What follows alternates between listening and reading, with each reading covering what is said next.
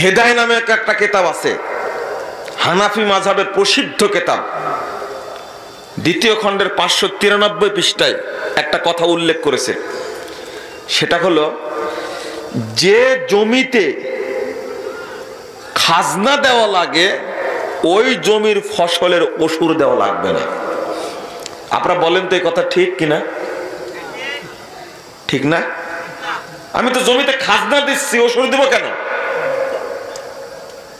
যুক্তি তো ঠিক। আপনারা কি মনে করেন? আপনারা জানেন না এই দলিলের আলোকে বাংলাদেশে লাখ লাখ মানুষ ফসলের ওসুর দেয় না, ধানের ওসুর বের করে না, গমের ওসুর দেয় না, ফসলের ওসুরই দেয় না।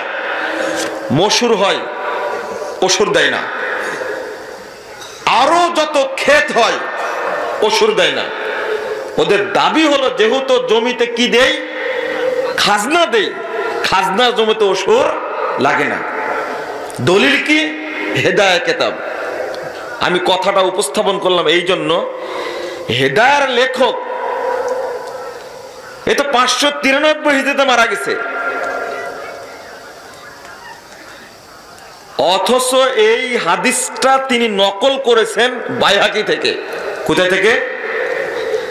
বাইহাকির দ্বিতীয় খণ্ডের 132 পৃষ্ঠায় আলোচনা করতে গিয়ে ইমাম বাইহাকি এই হাদিসটা নিয়ে আসছে, যে জমিতে ওসুর দেওয়া লাগে, খাজনা দেওয়া লাগে, ওই জমিতে ওসুর লাগে না।